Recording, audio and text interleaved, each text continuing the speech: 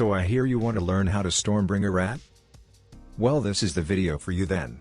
First off, I will get into the fits, then I will get into how to use them, and some tips and tricks to make the experience better. Don't forget to like and share if you found this video useful, and post any questions in the comments section below. Back to the regular broadcasting. So the fits are as shown on screen, and you will be able to find a copy you can import into the game in the description below. As you can see, the Stormbringers are all buffer fit, they have decent resists, and that's all you really need them for.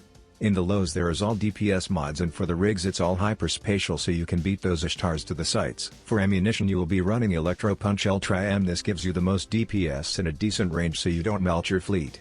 It also helps to have a custom skin so you can make all the other ratters jealous because of how much ISK you're making. If you're looking to collect the loot, then you can throw up to 4 mobile tractor units in the hold and that will do the job. Just remember to bookmark the spot or you'll be probing them like a loser. Now on to the lightning rod. If you don't know what that is, then you will know shortly.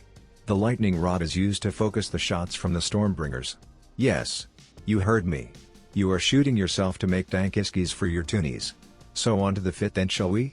I use a Sleipnir for the lightning rod. It is active fit with shield boosts in the highs and a large remote shield repairer, that I found out to be necessary after a few runs without it. I have a large shield booster, a shield boost amplifier, a kinetic shield hardener and a large capacitor battery along with a Microwarpdrive to get on top of the gate before the rats spawn. In the lows I have a damage control and capacitor flux coils to help out with the capacitor stability. For the rigs I have capacitor control circuit 2s.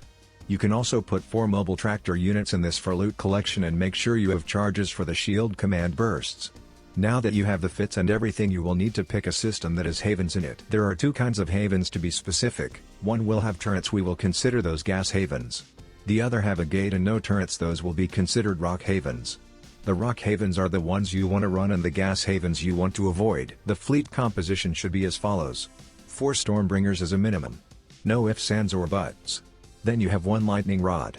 You can complement the fleet with having a looter and a deep space transport, or have one of the Stormbringers reship after the ratting session. Optimally you will want 7 Stormbringers and 1 lightning rod, so make some extra accounts or find some friends who are interested. The difference between 4 Stormbringers is about half the time to finish a site. I currently use 5 Stormbringers and finish the site in about 4 minutes. Now on to setting up to get to the sites. You will need all your characters on a watch list on the lightning rod's client.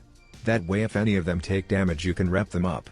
It also helps if you have your probe window open on the rod's client so you can see if any new havens pop up. To find the difference between the gas havens and rock havens, start to warp your rod to a haven and immediately stop before it goes into warp.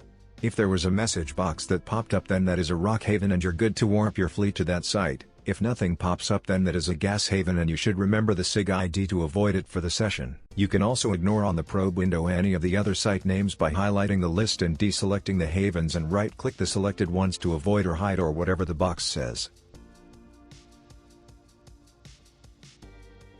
Once you know what havens you're going to run, then warp the fleet with right-clicking the SIG and fleet warp to 0.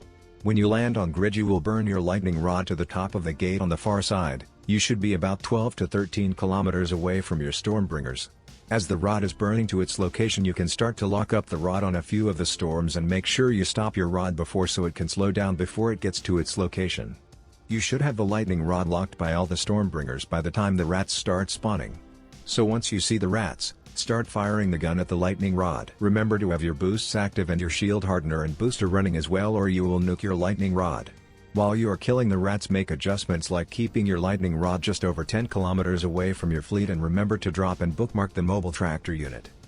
If you see one of the Stormbringers is getting aggro from the rats, lock it up with the Sleipnir and start to remote shield boost it. The Stormbringers can tank 1 site worth of damage, but they have to be repaired, so doing it actively during the site is best, that way you can keep chaining the sites. If you're lucky, or unlucky depending how you see it, you may get a Dreadnought or a Titan/Super Carrier spawn on the last wave of the haven. When you see this, immediately warp your fleet out to a safe place. Remember to turn your boosts off or you won't get to tether to the structure. Then notify your corp mates to not warp there and ask for help to kill it. Now for the tips and tricks. Always be mindful on the ESS value. That will attract people to come steal your hard-earned cash.